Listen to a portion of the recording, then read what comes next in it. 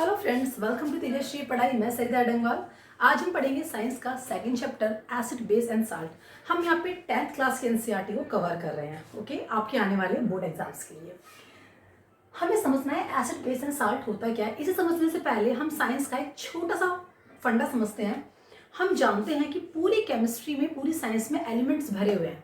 Periodic table में elements को जगह दी गई है। हम ये भी जानते हैं कि जब दो एलिमेंट आपस में कंबाइन होते हैं तो वो क्या बनाते हैं, दोनों से मिलकर एक कंपाउंड बनाते हैं।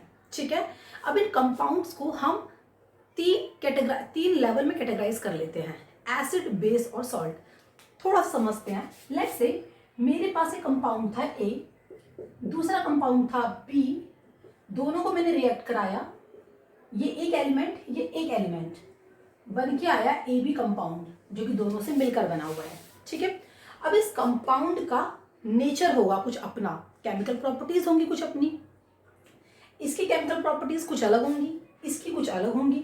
ये दोनों से मिलकर, एलिमेंट से मिलकर कंपाउंड बना, इसकी कुछ अलग केमिकल प्रॉपर्टीज होंगी, इसलिए ये क्या है, केमिकल रिएक्शन है। इतनी बात समझ में आती है। अब ये जो कंपाउंड बना है बच्चों, या तो इसका नेचर एसिड होगा, या तो इसका नेचर बेस होगा, या तो ये बाय नेचर सॉल्ट होगा। तो इस तरह से केमिस्ट्री में बहुत सारे कंपाउंड हैं, मिलियंस ऑफ कंपाउंड्स हैं।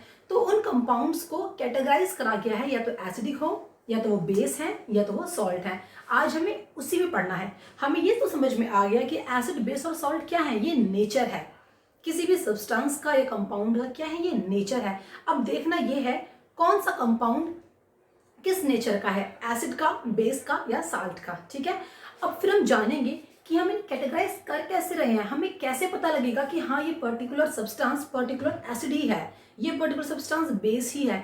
उसके लिए हमारे पास कुछ ऑब्जर्वेशन होती हैं, इनकी आइडेंटिटीज होती हैं, हम वो पढ़ते हैं। तो पहले हम जानेंगे एसिडिक नेचर की डेफिनेशन क्या होती है, परिभाषा क्या होती है। एसिड केमिकल, ये एक ऐसा केमिकल सब्सटेंस है जो अपने अंदर हाइड्रोजन रखता है, जो अपने अंदर हाइड्रोजन रखता है। यानी कि अगर एसिड है तो उसके अंदर लाजिम है कि हाइड्रोजन होगा ही होगा।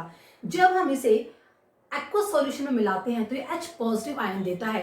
यहाँ पे एक बात रिपीट करेंगे आप लोग कि एक्वस में, एक्वस सॉल्यूशन लिखा नहीं, व्हेन डिसॉल्व इन वाटर। हाँ बेटा, यहाँ पे हम एक्वस सॉल्यूशन भी लिख सकते हैं, क्योंकि एक्वस सॉल्यूशन में क्या होता है, ऐसा सॉल्यूशन जिसमें सॉल्वेंट कौन है, पानी है, जिसमें पदार्थ जिसमें घुल रहा है, घुलने वाला क्या है, पानी है, उसे हम एक्वस सॉल्यूशन कहते हैं। तो ऐसा केमिकल सब्सटेंस जो अपने अंदर हाइड्रोजन रखता है, और जब भी हम उसे वाटर या एक्वस सॉल्यूशन, किसी कुछ भी कह सकते हैं, में मिलाएंगे तो वो हाइड्रोजन आयंस देगा। वो क्या देगा, हाइड्रोजन आयंस देगा। मैं एक छोटा सा एग्जांपल लेती हूँ आपके सामने। एक बहुत ही कॉमन एसिड है HCl। HCl बच्चों, जब हम इसे पानी में, जब हम इसे एक्वस सॉल्यूशन में मिलाएंगे, डिसॉल्व करेंगे, तो ये H पॉजिटिव में टूटेगा और Cl नेगेटिव में टूटेगा। बिकॉज ये H पॉजिटिव आयन दे रहा है तो ये क्या है, एसिड है नेचर से। यानी ऐसे सब्सटेंस जो H पॉजिटिव आयंस देते हैं एक्वस सॉल्यूशन में, वो क्या होते हैं, एसिड होते हैं। ठीक है, ये तो बहुत सिंपल सी एक मतलब डेफिनेशन है। Chemical substance which contain hydrogen, chemical substance जो अपने अंदर हाइड्रोजन रखते हैं और जो पानी में या एक्वस सॉल्यूशन में हाइड्रोजन आयंस देते हैं, वो क्या होते हैं, केमिकल्स एसिड होते हैं। ऐसे केमिकल सब्सटेंस एसिड होते हैं। नेक्स्ट आता है, इनके आइडेंटिटीज क्या होती है। They are sour in taste, ये बेटा खट्टे होते हैं स्वाद में। जैसे अब हमारे पास एक आता है कि स्वाद में खट्टा, तो नींबू भी होता है, तो हाँ बिल्कुल वो एसिड है। ग्रेप्स भी होता है, हाँ बिल्कुल वो एसिड है। इमली, टैमरिंड भी होती है, हाँ तो वो भी एसिड है। तो डेली बेसिस में ऐसे फूड जो स्वाद में खट्टे होते हैं वो क्या होते हैं, एसिड होते हैं। अब अगर वो एसिड है तो एसिड नाम सुन के हमें कुछ ऐसा पदार्थ हमारे दिमाग में आता है जो जला दे, बर्न क्रिएट कर दे। और ये सच भी है, एसिड जला देता है, ये बर्निंग इफेक्ट क्रिएट करता है। तो फिर लेमन वगैरह में क्यों नहीं होता। तो एक छोटा सा प्रैक्टिकल आप लोग अपने घर पे करिएगा। जब भी हम कभी लेमन जूस बनाते हैं, अगर कुछ फ्यू ड्रॉप्स हमारी फ्लोर पे गिरती है तो वहाँ पे व्हाइट रंग का मार्क बन जाता है, वो उसका एसिडिक इफेक्ट है। वो लेमन जिस नेचर का है वो उसका एसिडिक इफेक्ट है, जो फ्लोर व्हाइट रंग का हो जाता है। बिकॉज वो थोड़ा वीक एसिड है, वो थोड़ा वीक एसिड है, इसलिए हम उसे खा सकते हैं। ठीक है, आगे हम पढ़ेंगे वीक और स्ट्रॉन्ग। दे आर सोर इन टेस्ट, दूध से जब दही बनती है तो दही तो खट्टी होती है, तो क्या है, लैक्टिक एसिड। दूध के अंदर कौन सा एसिड होता है, लैक्टिक एसिड। लैक्टोबैसिलस होता है उसके अंदर, तभी वो दही बनती है। और दही जो बनती है वो क्या है, वीक एसिड है। तो हर वो चीज़ जो खट्टी है स्वाद में क्या है, एसिड है। एक पॉइंट समझ में आया। They turn blue litmus to red. यहाँ पे पूछने वाली बात है, व्हाट इज लिटमस। लिटमस होता क्या है, लिटमस एक इंडिकेटर है। लिटमस एक, ये तो बेसिकली वो है जो हम चख के देखते हैं। अब कुछ एसिड ऐसे भी तो होंगे जो बहुत ही घातक होंगे, तो हम उन्हें चख के तो देखेंगे नहीं, तो हम उन्हें इंडिकेटर में रख कर देखते हैं। अगर वो ब्लू इंडिकेटर को रेड में तब्दील कर देते हैं, कन्वर्ट कर देते हैं, तो उन्हें क्या बोलेंगे हम, एसिड बोलेंगे। ठीक है, इंडिकेटर आप कह सकते हैं, ये एक तरह से मशीन तो खैर नहीं कहेंगे, लिटमस एक पेपर होता है, ये एक तरह से फिल्टर है, ये एक तरह से इंडिकेटर है जो कि एसिड और बेस में डिफरेंस हमें बताता है कि कौन सा सब्सटेंस एसिड है और कौन सा सब्सटेंस बेस है। ठीक है, तो जो एसिड होगा वो रेड कर देगा लिटमस पेपर को, वो क्या कर देगा, रेड कर देगा लिटमस पेपर को। एसिड कोरोड मेटल, जब मेटल में एसिड डालते हैं तो ये हल्का हल्का मेटल को कोरोड करता रहता है, क्षय करता रहता है, कम करता रहता है। ठीक है, फिर आते हैं एसिड कितने टाइप के होते हैं। एक होता है स्ट्रॉन्ग एसिड, जिन्हें हम टच नहीं कर सकते, खा नहीं सकते, जो बहुत ही स्ट्रॉन्ग होते हैं रिएक्टिव में। एक होता है वीक एसिड, जो अपने डेली यूसेज में हम अपने घर पे यूज भी करते हैं, जैसे कि एसिटिक एसिड। हम चाउमीन में वो बनाते हैं, विनेगर डालते हैं, तो विनेगर इज एसिटिक एसिड। ठीक है, फॉर्मिक एसिड, कभी ऐसा हुआ है कि किसी को बी तैया या मधुमक्खी ने काट दिया और वो मर जाए, ऐसा नहीं हो सकता कभी भी। दर्द होता है, थोड़ा सा जलन होती है, क्योंकि उसमें फॉर्मिक एसिड होता है, बट वो क्यूरेबल है। ठीक है, क्योंकि वो वीक एसिड है, इसलिए हम मतलब सर्वाइव कर जाते हैं। साइट्रिक एसिड, जितने भी खट्टे फल होते हैं, लेमन होता है, ऑरेंज होता है, ग्रेप्स होता है, वो सब साइट्रिक एसिड के एग्जांपल्स होते हैं। ठीक है, फिर आते हैं स्ट्रॉन्ग एसिड में। ये वो एसिड्स होते हैं जो बहुत ही स्ट्रॉन्ग होते हैं और हाईली रिएक्टिव होते हैं। हम इन्हें खा पी तो दूर, हम इन्हें टच भी नहीं कर सकते, अदरवाइज हम बर्न को फेस करेंगे। ठीक है, हाइड्रोजन क्लोराइड HCl, हमारे जो स्टमक में पाया जाता है वो HCl ही होता है। ठीक है, अगर हमारे स्टमक में HCl, तो हमारा पेट जल क्यों नहीं रहा है, ये माइंड में आना चाहिए साइंस के बच्चों के। इसलिए नहीं आ रहा है, बस मैं एक छोटा सा बता देती हूँ वरना हम डाइवर्ट हो जाएंगे मुद्दे से।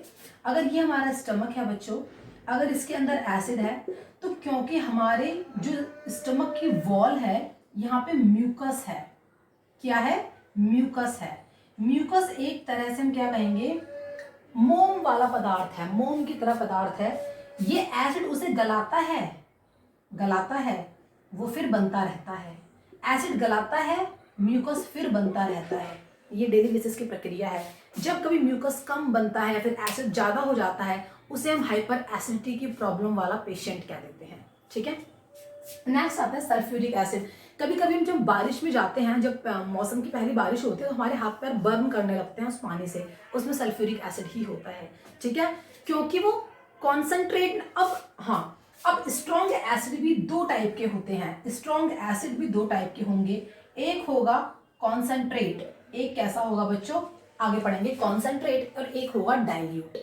ठीक है, क्योंकि अभी ये एक नॉर्मल वाली बात है कि अगर सल्फ्यूरिक एसिड ही, जो हम कहते हैं ना कि एसिड रेन हो रही है, हिंदी वाले बच्चे बोलेंगे अम्ल वर्षा हो रही है, उसमें सल्फ्यूरिक एसिड ही होता है, तो फिर एक दिमाग में क्वेश्चन आता है, तो हम उससे क्यों नहीं जल रहे। अगर these are highly strongly acid हैं तो हम उनसे क्यों नहीं जल रहे, क्योंकि वो फिर उसमें कॉन्सेंट्रेट और डाइल्यूट का फॉर्मूला लगता है।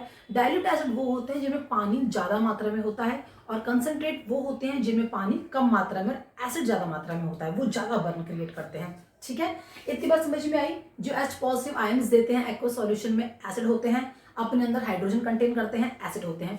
इनकी आइडेंटिटी क्या होती है, टेस्ट में सॉर होते हैं, ब्लू लिटमस को रेड कर देते हैं, और एसिड को कोरोड कर देते हैं। स्ट्रॉन्ग और वीक एसिड में क्लासिफाइड हैं। वीक वो होते हैं जो हम अपने घरों में डेली बेसिस में खाते हैं, यूज करते हैं, और स्ट्रॉन्ग वो होते हैं जो एसिड हम केमिकल रिएक्शन में यूज करते हैं। ठीक है, एक बार आप इसे देखिए, इसके बाद हम पढ़ेंगे बेस। एसिड समझने के बाद अब हम समझेंगे बेस क्या होते हैं। Basically bases are just opposite to acid. ठीक है, bases are just opposite to acid. Revision करिए, जो एसिड थे वो हमें क्या देते थे, H पॉजिटिव आयन, ये हमें क्या देंगे, OH negative ion. H positive ion को हम बोलते थे हाइड्रोजन आयन, इन्हें हम क्या बोलते हैं, OH नेगेटिव को hydroxide ions. Okay, chemical substance which contain hydroxide ions in aqueous solution.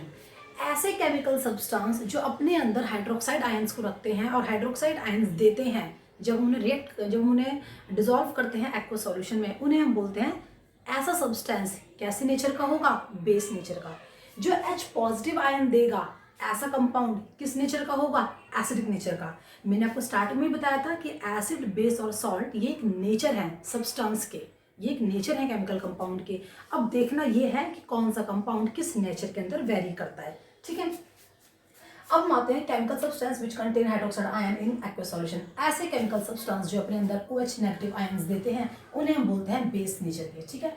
फिर आता है एल्काइली। क्या होता है, होते ये भी बेस ही हैं, होते ये भी बेस ही हैं, लेकिन ऐसे बेस जो वाटर में डिजोल्व हो जाए, ऐसे बेस जो वाटर में डिजोल्व हो जाए उन्हें हम क्या बोलते हैं, एल्काइली। जैसे कि हमारे जो घर में हम साबुन यूज करते हैं, ठीक है, और साबुन के अंदर कौन सा बेस होता है, NaOH, याद रखना, sodium hydroxide, OH negative ion मिल रहा है इसमें से। अगर हम इसे एक्वा सॉल्यूशन में से गुजारेंगे तो क्या देगा, Na पॉजिटिव OH नेगेटिव, क्योंकि OH नेगेटिव दे रहा है तो ये क्या है, बेस है, ठीक है।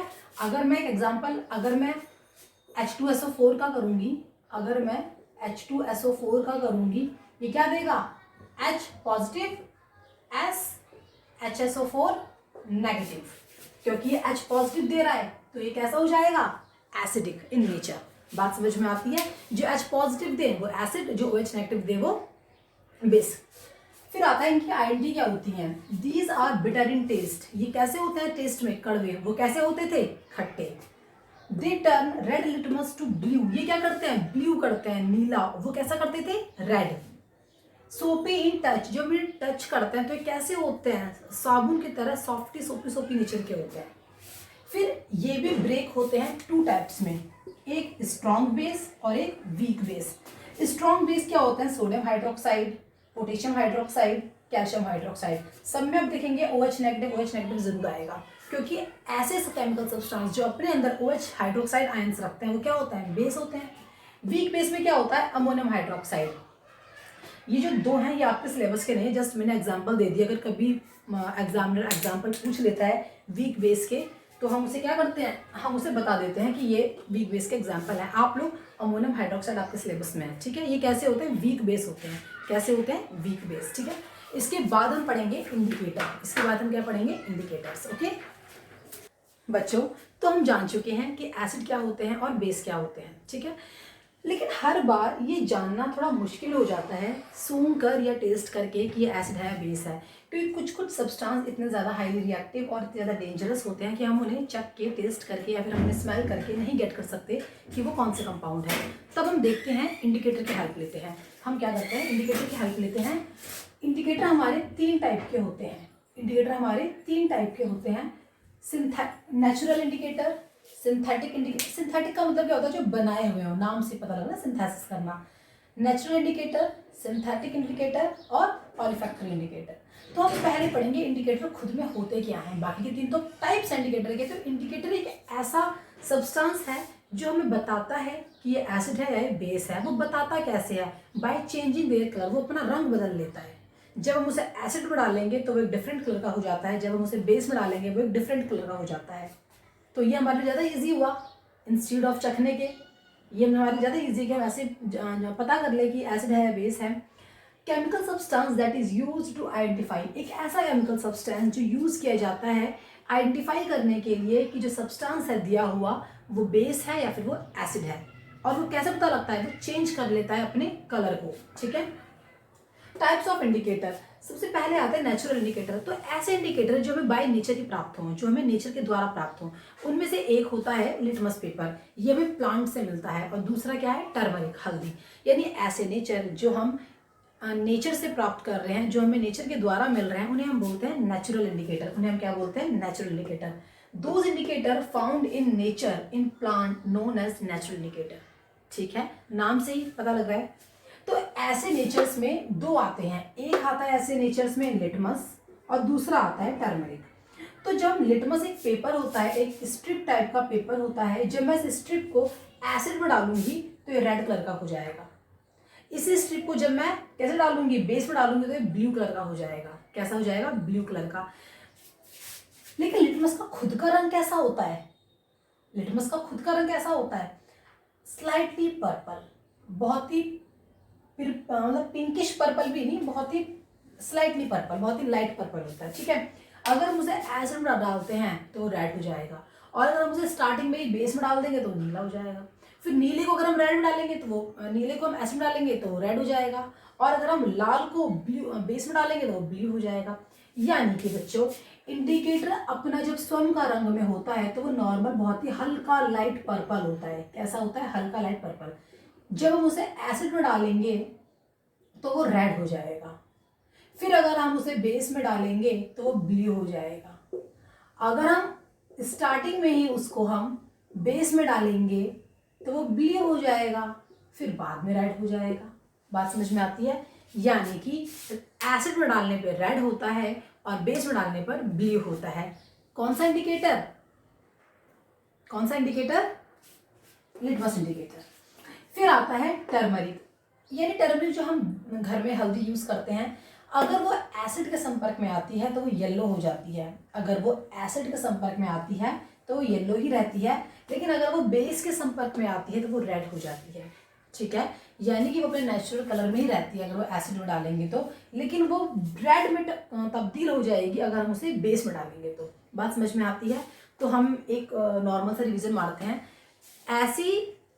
ऐसा केमिकल सब्सटेंस जो हमें बताता है कि दिया हुआ सब्सटेंस एसिड है या बेस है।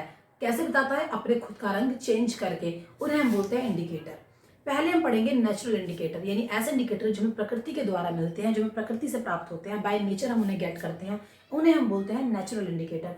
इन इंडिकेटर में फर्स्ट आता है लिटमस पेपर। लिटमस पेपर अपने रंग को छोड़कर ब्लू हो जाता है अगर हम उसे बेस में डालेंगे, और वो रेड में तब्दील हो जाता है अगर हम उसे एसिड में डालेंगे। उसके बाद आता है टर्मरिक। टर्मरिक अपने नॉर्मल येलोइश रंग में रहता है अगर हम उसे एसिड में डालेंगे, लेकिन वो रेड कलर हो जाता है जब हम उसे बेस में डालेंगे, ठीक है।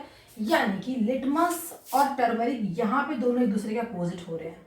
टर्मरिक ब्लू में जाके बेस में जाके रेड हो रहा है और ये एसिड में रेड हो रहा है। थोड़ा ये आपको याद करना है, ठीक है।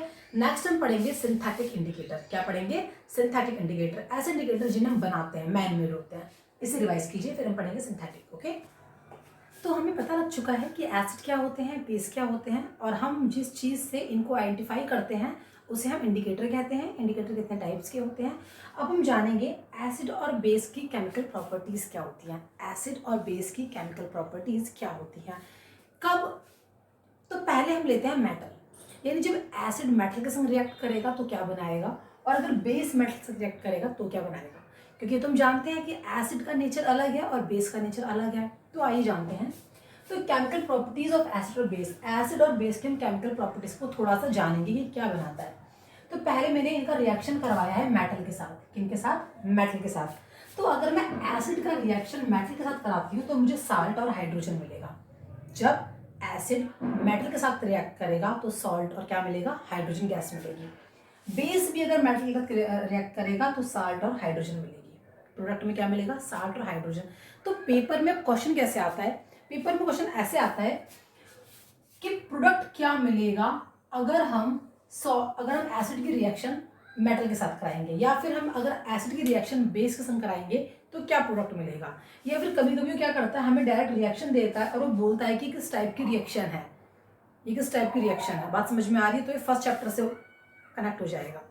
तो जब हम एसिड और मेटल को रिएक्ट कराएंगे तो साल्ट बनता है और हाइड्रोजन गैस रिलीज होती है। तो मैंने एक एसिड ले लिया, लाइक एग्जांपल H2SO4। H2SO4 क्या है? क्या ये एलिमेंट है? ये एलिमेंट नहीं है बच्चों। एलिमेंट इसके अंदर क्या क्या है? हाइड्रोजन है, सल्फर है, ऑक्सीजन है। इनसे मिलके कंपाउंड बना है H2SO4। और कंपाउंड ही क्या होगा? या तो एसिडिक होगा, या तो सॉल्ट होगा, या तो बेस होगा। तो ये बाय नेचर इसमें H पॉजिटिव आयन है। अगर मैं H2SO4 को ब्रेक करूंगी तो ये H पॉजिटिव और HSO4 नेगेटिव में टूटेगा। H पॉजिटिव आयन इसमें है तो ये क्या है? एक एसिड है। क्या है? ये एसिड है, ठीक है। ये हमने आपको बता दिया। अच्छा, अब मैंने H2SO4 की रिएक्ट कराई जिंक मेटल के साथ। तो मुझे पता है कौन से एलिमेंट रिएक्ट के कंपाउंड बनाते हैं। एलिमेंट भी नेगेटिव पॉजिटिव होने चाहिए तभी कंपाउंड बनता है। तो जिंक ने क्या करा? H2 को हटाया क्योंकि जिंक ज्यादा रिएक्टिव होगा, और वह SO4 के साथ स्वयं आ गया। ZnSO4 सॉल्ट बन गया और H2 हाइड्रोजन गैस रिलीज हो गई। हम एक एग्जांपल और ले लेते हैं। अगर मेरे पास HCl हो, मैं उसे जिंक के साथ रिएक्ट करवाऊं तो क्या बनेगा? ZnCl2। Cl2 दो हैं तो मैं आगे से 2Cl कर दूंगी। अब क्योंकि H भी दो हो गए, H2 रिलीज हो जाएगी। क्या बन गया? Zinc chloride. क्या बन गया बच्चों? Zinc chloride. ये कौन सा एसिड है? Hydrochloric acid.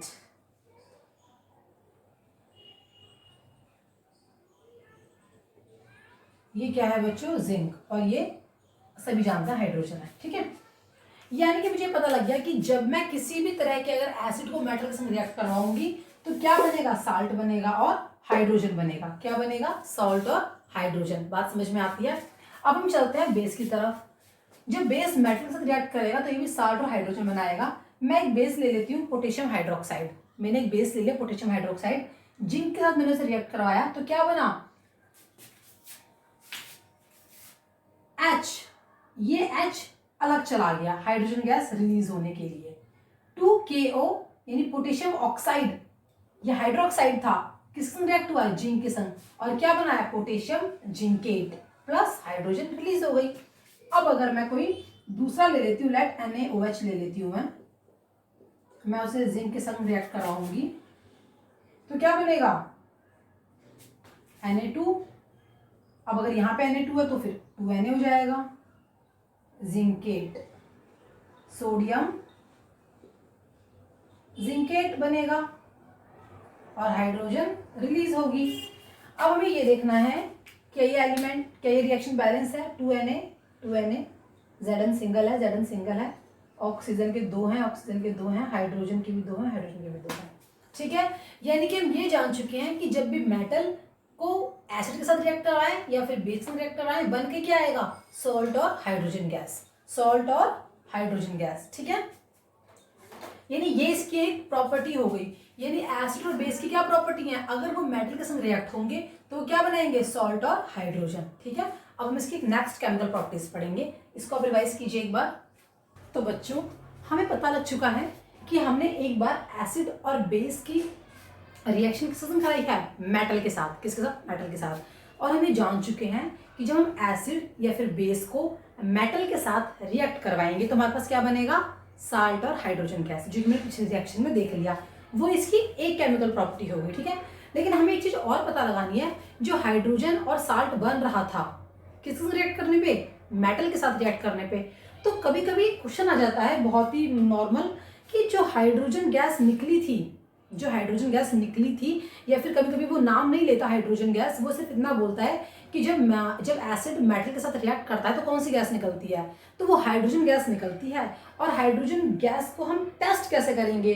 तो हम उस हाइड्रोजन गैस के बबल्स जब निकलेंगे, तो जब हम बर्निंग कैंडल को जब हम बबल्स के पास लेकर जाएंगे तो पॉप साउंड करके वो फटेंगे। पॉप साउंड करके। ये बहुत ही नॉर्मल क्वेश्चन है जो आ ही जाता है कि हाँ, हाइड्रोजन गैस को टेस्ट कैसे करते हैं? हाइड्रोजन गैस के बबल्स के आगे जब हम बर्निंग कैंडल लेकर जाते हैं तो वो पॉप साउंड के साथ फूटते हैं। ठीक है, फिर हमारा अगला केमिकल प्रॉपर्टीज में आता है रिएक्शन विद मेटल कार्बोनेट्स और मेटल हाइड्रोजन कार्बोनेट्स। ये वही हाइड्रोजन कार्बोनेट्स होते हैं जिन्हें हम केमिकल लैंग्वेज में बाइकार्बोनेट्स भी कहते हैं। जैसे कि बच्चों, अगर मैं बोलूं NaHCO3 सोडियम हाइड्रोजन कार्बोनेट, तो मैं इसे सोडियम बाइकार्बोनेट भी पढ़ सकती हूँ। सोडियम बाइकार्बोनेट, बात समझ में आती है? यही हाइड्रोजन कार्बोनेट्स होते हैं जिन्हें हम बाइकार्बोनेट्स भी बोल देते हैं। इनकी रिएक्शन कैसे होती है? जब एसिड को मेटल कार्बोनेट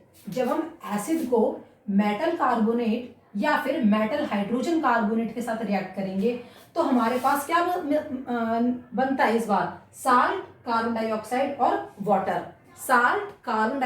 वाटर। जब हम केवल इसे मेटल के संग रिएक्ट कर रहे थे तब भी गैस निकल रही थी। कौन सी? Hydrogen gas. और हाइड्रोजन गैस को टेस्ट करने के लिए हम क्या करते हैं? हाइड्रोजन गैस के बबल्स के सामने बर्निंग कैंडल को लेके जाते हैं और पॉप साउंड के साथ उसके बबल्स फूटते हैं। ठीक है, अब कौन सी गैस आ रही है? Carbon dioxide. कब? जब मेटल कार्बोनेट के साथ रिएक्ट कर रहे हैं। जब मेटल केवल सिंगल मेटल के संग करेंगे तो हाइड्रोजन निकल रही थी। अब हम मेटल कार्बोनेट के संग करेंगे तो कार्बन डाइऑक्साइड निकल रही है, ठीक है। साल्ट तो पहले भी था, अब ऐड में क्या है, वाटर भी है, ओके। एग्जाम्पल नंबर 1, मैंने एक एसिड लिया HCl, मेटल कार्बोनेट ले लिया मैंने Na2CO3। अब मैं हाइड्रोजन कार्बन रिएक्टर नहीं दिखा रही, मैं केवल मेटल कार्बन रिएक्टर दिखा रही हूँ। सॉल्ट आया, दिस इज अ सॉल्ट। क्या नाम है सॉल्ट का, सोडियम क्लोराइड। क्या है बच्चों, सोडियम क्लोराइड। ये क्या है, हमारा सॉल्ट है। ये वही सॉल्ट है जो घर में भी यूज होता है हमारा नमकदानी में। कार्बन डाइऑक्साइड और वाटर, ये 3 बन रहे हैं। अब जब मैं इसे, ये था सोडियम कार्बोनेट, सोडियम यहाँ पे क्या है, मेटल है। आप इसकी जगह कुछ भी ले सकते हैं, कोई भी मेटल ले सकते हैं, जिंक कार्बोनेट, ये कोई भी ले सकते हैं। फिर आता है, इसके बाद दूसरी रिएक्शन आती है एसिड के साथ। अब हमने बाइकार्बोनेट यानी हाइड्रोजन कार्बोनेट को ले लिया, अभी भी हमारे पास NaCl बन रहा है, कार्बन डाइऑक्साइड बन रहा है और H2O बन रहा है, यानी दोनों में क्या बन रहा है, सॉल्ट बन रहा है। तो इससे हमें यह पता लग चुका है कि अगर हम एसिड की रिएक्शन मेटल कार्बोनेट के साथ करें या मेटल हाइड्रोजन कार्बोनेट के साथ करें, हमें बनकर क्या आएगा, सॉल्ट, वाटर और कार्बन डाइऑक्साइड। सॉल्ट, वाटर और कार्बन डाइऑक्साइड, बात समझ में आती है। अब हम आगे क्या करेंगे, अब हम देखिए बेस को अगर हम इससे रिएक्ट करें तो क्या होगा, बेस कभी भी metal carbonate, metal hydrogen carbon react नहीं करता।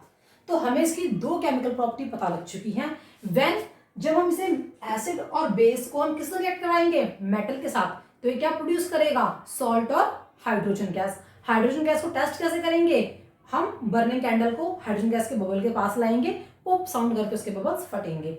फिर हमने दूसरा रिएक्शन करा मेटल हाइड्रोजन कार्बोनेट और कार्बोनेट के साथ, तो एसिड तो रिएक्ट करेगा इन दोनों के साथ और क्या बनाएगा, सॉल्ट, कार्बन डाइऑक्साइड और वाटर, लेकिन बेस रिएक्ट नहीं करेगा, बेस रिएक्ट नहीं करेगा। ये इसकी दूसरी केमिकल प्रॉपर्टीज हो गई।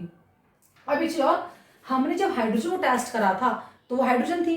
अब ये कैसे पता लगे कि मेटल कार्बोनेट और मेटल हाइड्रोजन कार्बोनेट से रिएक्ट करने पर जो गैस निकल रही है वो कार्बन डाइऑक्साइड ही है। तो हम आगे क्या पढ़ेंगे, test of carbon dioxide.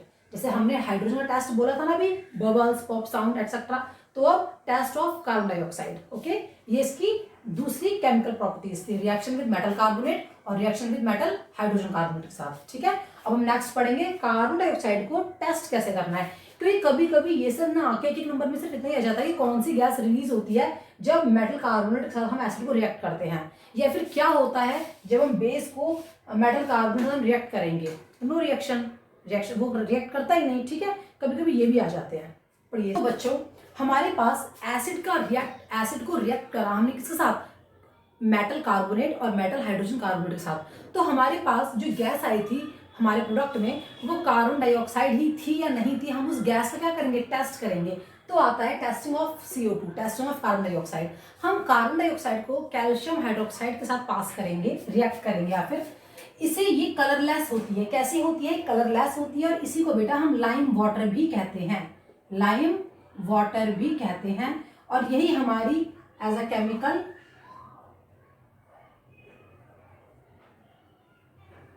Calcium hydroxide भी यही होता है, ठीक है। और इसे हम लाइम वाटर भी कहते हैं। तो जब कार्बन डाइऑक्साइड को लाइम वाटर के साथ हम रिएक्ट कराते हैं जो कि कलरलेस होता है, तो ये हमारे पास प्रोडक्ट में क्या बनाता है, कैल्शियम कार्बोनेट। क्या बनाता है, कैल्शियम कार्बोनेट, जो कि एक मिल्की सॉल्यूशन होता है, जो कि क्या होता है बच्चों, एक मिल्की सॉल्यूशन होता है, और ये वाटर निकालता है, ठीक है। यानी कि जब मैंने उससे, जो अभी हमने मेटल कार्बोनेट और मेटल हाइड्रोजन कार्बोनेट हमको जो गैस मिली थी, मैंने उसे लाइम वाटर के साथ रिएक्ट कराया, तो उसने हमें ये 2 प्रोडक्ट दिए, एक कैल्शियम कार्बोनेट यानी मिल्की सॉल्यूशन और एक वाटर दिया। फिर हमने इन दोनों को फिर से हमने CO2 से ही पास करा, ये 2 मुझे मिले थे, हमने फिर से CO2 को इसमें से पास करा। अब हमारे पास क्या बन के आया, calcium hydrogen carbonate, calcium hydrogen carbonate, calcium hydrogen carbonate, ठीक है। ये क्या होता है बच्चों, ये होता है कलरलेस। कैसा होता है ये, कलरलेस। यानी कि जब हमने CO2, जो हमारी उस पीछे जो रिएक्शन से एक गैस आई थी CO2, हमने उसे कलरलेस लाइम वाटर के साथ रिएक्ट कराया, तो हमें एक मिल्की सॉल्यूशन मिला, और वो मिल्की सॉल्यूशन वापस से क्या हो गया, कलरलेस ही हो गया। इसका मतलब ये क्या है, निकलने वाली गैस कौन सी थी, CO2 थी। बात समझ में आती है इतनी। हम CO2 के टेस्ट में क्या करेंगे, पहले इसे लाइम वाटर के साथ रिएक्ट कराएंगे, मिलके क्या आएगा हमारे पास CaCO3 और H2O। मिले हुए CaCO3 और H2O को हम किससे रिएक्ट करवाएंगे, दोबारा से उसी गैस के साथ। अब हमें क्या मिलेगा, कैल्शियम हाइड्रोजन कार्बोनेट, और ये कैसा होता है, कलरलेस होता है। यानी कि यहां से ये कलरलेस से मिल्की सॉल्यूशन बनाया और वापस से जब इसको इसमें से गुजारा, ये फिर से क्या बन गई, कलरलेस बन गई। यानी कि जो हमें गैस मिली थी, जो गैस बाहर आई थी, वो कौन थी, कार्बन डाइऑक्साइड थी। ठीक है, समझ में आता है। अब हम आगे पढ़ेंगे इसकी एक तीसरी केमिकल प्रॉपर्टीज एसिड और बेस की। ओके, हेलो, अब हम आगे बढ़ते हैं। अब हम समझेंगे reaction of acid and base. जब एसिड और बेस की रिएक्शन एक दूसरे के साथ होती है तब क्या बनता है, तब ये सॉल्ट और वाटर बनाते हैं आपस में, तब ये सॉल्ट और वाटर बनाते हैं हर कंडीशन में। जब भी एसिड नेचर का कोई कंपाउंड बेस नेचर के कोई कंपाउंड से रिएक्ट होगा तो वो आपस में क्या बनाएंगे, सॉल्ट और वाटर। ठीक है, जैसे कि मैंने यहाँ पे लिखा हुआ है, एसिड और बेस आपस में रिएक्ट होंगे तो क्या बनेगा, सॉल्ट बनेगा, हर कंडीशन में सॉल्ट बनेगा। ठीक है, ये भी एग्जांपल लिया है, हाइड्रोजन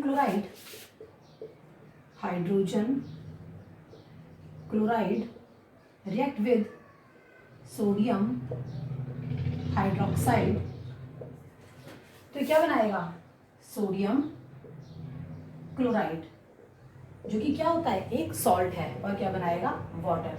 बच्चों हम सभी जानते हैं कि वाटर के लिए हमारे पास H पॉजिटिव और OH नेगेटिव यानी हाइड्रोक्साइड आयन होने का बहुत ज़रूरी है। मतलब हमारे पास H पॉजिटिव आयंस और OH नेगेटिव आयंस होना बहुत ज़रूरी है, क्योंकि बच्चों HCl में क्या होता है, H पॉजिटिव आयन किस में होते हैं, एसिड्स में होते हैं, बताया था आपको पहले।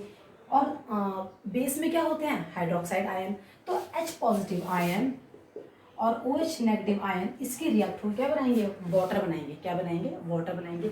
ये साल्ट ही क्यों देता है, कुछ और क्यों नहीं देता, क्योंकि जब भी एसिड और बेस आपस में रिएक्ट होंगे तो ये एक दूसरे के एसिड और बेस नेचर को खत्म कर देते हैं। तो ये क्या बन जाता है, सॉल्ट। यानी कि एसिड और बेस के रिएक्शन के बाद जो बनने वाला प्रोडक्ट होगा वो ना तो एसिड होगा और ना ही वो बेस होगा, वो क्या होगा, वो सॉल्ट होगा। क्या होगा, सॉल्ट होगा।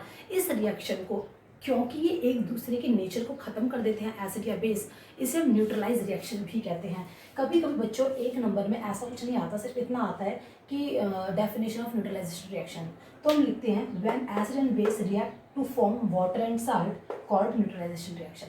या फिर सिंपल, अगर एसिड और बेस आपस में एक दूसरे में रिएक्ट करेंगे तो ऐसे रिएक्शंस को न्यूट्रलाइजेशन रिएक्शन कहते हैं, जिसमें सॉल्ट बनता है, क्योंकि सॉल्ट ना ही एसिड होता है और ना ही बेस होता है। बात समझ में आती है। सॉल्ट कैसे बनता है, कैसे जनरेट होता है, जैसे कि मैंने अभी आपको बताया था, it involves H positive OH negative ions to generate water. क्योंकि न्यूट्रलाइजेशन रिएक्शन में ही H पॉजिटिव और OH नेगेटिव दोनों आयंस होते हैं जिससे जनरेट कर सकता है वाटर को। बात समझ में आती है। एक बार हम रिवाइज कर लेंगे, जब भी एसिड और बेस आपस में रिएक्ट होंगे तो हर कंडीशन में सॉल्ट बनकर आएगा और वाटर बनकर आएगा। क्योंकि सॉल्ट बनकर आ रहा है ना, या मतलब सॉल्ट का नेचर कैसा है, ना है एसिड और ना ही बेस, इसलिए हम इस रिएक्शन को न्यूट्रलाइजेशन रिएक्शन भी कहते हैं। क्योंकि न्यूट्रलाइजेशन रिएक्शन में एसिड और बेस आपस में रिएक्ट करते हैं, इसका मतलब इसके अंदर H पॉजिटिव आयन और OH नेगेटिव आयन दोनों होते हैं, तो ये क्या बनाता है, ये वाटर बनाता है। ठीक है, इसका नाम न्यूट्रलाइजेशन रिएक्शन इसलिए होता है क्योंकि ये एसिड और बेस आपस में रिएक्शन करने के बाद जो प्रोडक्ट बनाते हैं उसमें ये एसिड या बेस के नेचर को खत्म कर देते हैं। ठीक है, ना ही बच्चा ये जो सॉल्ट बनकर आया है इसका जो नेचर है ना ही वो एसिड नेचर का होगा और ना ही वो बेस नेचर का होगा, इसलिए हम इसे क्या कहते हैं, सॉल्ट कहते हैं। और रिएक्शन को बोलते हैं न्यूट्रलाइजेशन रिएक्शन। ठीक है, अब हम नेक्स्ट पढ़ेंगे। ओके, एक बार आप इसको ज़्यादा रिवाइज कीजिए। हेलो, अब हम पढ़ेंगे, हमने पढ़े न्यूट्रलाइजेशन रिएक्शन क्या होती है। अब हम समझेंगे reaction of metallic oxides with acid. जो मेटेलिक ऑक्साइड्स का रिएक्शन हम पहले ये जानना जरूरी होता है कि मेटेलिक ऑक्साइड्स खुद क्या होते हैं। बच्चों मेटेलिक ऑक्साइड्स बेसिक नेचर के होते हैं। किसके होते हैं, बेसिक नेचर के। क्योंकि मेटल लिखा है और ऑक्साइड्स लिखा है, यानी कुछ भी मेटल उसके साथ जो ऑक्सीजन ऐड रहेगी तो हम क्या बोलेंगे, मेटेलिक ऑक्साइड्स। जैसे कि हमने एक इससे पहले वाले चैप्टर में पढ़ाया था, जो मैग्नीशियम के रिबन होते हैं उनके ऊपर हवा से रिएक्ट करते हैं, ऑक्सीजन के ऑक्साइड्स जम जाते हैं, MgO हो जाता है, याद है। यानी मैग्नीशियम मेटल होता है, मैग्नीशियम ऑक्साइड, कैल्शियम मेटल होता है, कैल्शियम ऑक्साइड, सोडियम ऑक्साइड, या फिर आयरन ऑक्साइड या फिर जिंक ऑक्साइड, यानी मेटल के साथ जुड़ी हुई ऑक्सीजन को हम क्या बोलते हैं, मेटेलिक ऑक्साइड्स, ठीक है। और नेचर में कैसे होते हैं, बेसिक नेचर के होते हैं। तो अगर आप केवल इतना देखेंगे, reaction of metallic oxides with acid, यानी कि इनका नेचर क्या है, बेस, ये क्या है, एसिड। जब एसिड और बेस आपस में रिएक्ट होते हैं तो क्या बनता है, सॉल्ट और वाटर। ऐसे रिएक्शंस को हम क्या बोलते हैं, न्यूट्रलाइजेशन रिएक्शन। बात समझ में आ रही, याद आ रहा है कि हमने इससे पहले ही करा था, ठीक है। तो अब जो मुझे पता है एसिड नेचर में एसिड है और मेटालिक ऑक्साइड्स का नेचर बेस होता है, ये आपस में रिएक्ट होंगे तो क्या बनेगा, सॉल्ट और H2O। जब भी एसिड और बेसिक नेचर का कोई कंपाउंड आपस में रिएक्ट होते हैं तो क्या बनाते हैं, सॉल्ट और वाटर, ठीक है। तो मैंने एसिड ले लिया है, हाइड्रोजन क्लोराइड, मैग्नीशियम ऑक्साइड बनाएगा। अच्छा, आपको ये पता है हमेशा पॉजिटिव नेगेटिव पे समझाता है और नेगेटिव पॉजिटिव से जाता है। मैंने आपको बताया था डिस्प्लेसमेंट, डबल डिस्प्लेसमेंट रिएक्शन जब हुई थी, याद है।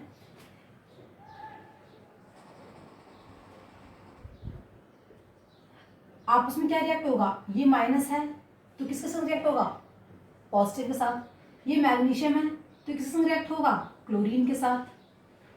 तो क्या बनेगा, मैग्नीशियम क्लोराइड H2O। H2O क्यों बनाए, it involves H positive ion और OH negative ion. OH negative ion किसके पास रहते हैं, बेसिक के पास। यहाँ पे बेसिक कौन है, मेटेलिक ऑक्साइड्स, यानी कि MgO। बात समझ में आती है।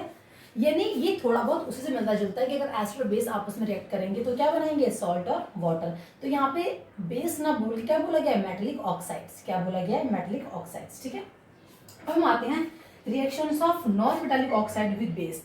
अगर बेस की रिएक्शन नॉन मेटालिक के साथ कराई जाए, अगर मेटालिक ऑक्साइड बेस होते हैं तो नॉन मेटालिक क्या होंगे, एसिड। नॉन मेटालिक की क्या होती है बच्चों, ये एसिड नेचर के होते हैं। कैसे नेचर के होते हैं, एसिड नेचर के होते हैं। बात समझ में आएगा। तो हमने बेस ले लिया है कैल्शियम हाइड्रोक्साइड और नॉन मेटालिक ऑक्साइड। बेटा नॉन मेटल क्या होते हैं, कार्बन, कार्बन क्या है, नॉन मेटल है। उसके साथ जुड़ी ऑक्सीजन क्या है, ऑक्साइड हो जाएगा, CO2, ठीक है। सी ये अच्छा, आपको एक रिएक्शन याद आ रही होगी, इसी चैप्टर में हमने करा था टेस्टिंग ऑफ कार्बन डाइऑक्साइड, याद है। उसमें कैल्शियम कार्बोनेट बना था, कलरलेस, कुछ पढ़ाया था।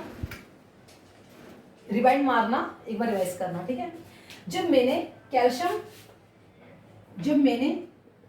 कैल्शियम हाइड्रोक्साइड को कैल्शियम कार्बन डाइऑक्साइड के साथ रिएक्ट कराया तो क्या बना, कैल्शियम कार्बोनेट। क्या बना, कैल्शियम कार्बोनेट। और क्या बना बच्चों, वाटर।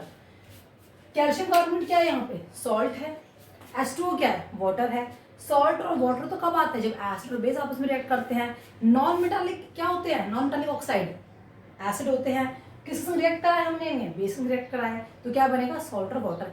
यानी आपको इस चैप्टर में ये तो अच्छे से याद हो जाएगा कि जब भी कोई एसिड नेचर और बेस नेचर का कंपाउंड, या हम क्या कहेंगे सब्सटेंस कह लो, आपस में रिएक्ट करते हैं तो हमेशा, मैंने इससे पहले क्या बताया था, हर कंडीशन में सॉल्ट और वाटर बनेगा, सॉल्ट और वाटर बनेगा। यानी कोई भी कंपाउंड आपस में रिएक्ट हो रहा है, या फिर हम क्या प्रोनाउंस करेंगे, सब्सटेंस आपस में रिएक्ट हो रहे हैं, अगर वो एसिड और बेस नेचर के हैं तो वो एक दूसरे के नेचर को क्या करेंगे, खत्म कर देंगे, न्यूट्रलाइज कर देंगे। इसलिए ऐसे रिएक्शंस को न्यूट्रलाइज रिएक्शन भी कहते हैं। तो हमें पता लग गया कि जब एसिड मेटालिक ऑक्साइड में रिएक्ट करेगा तो क्या बनाएगा, सॉल्ट और वाटर।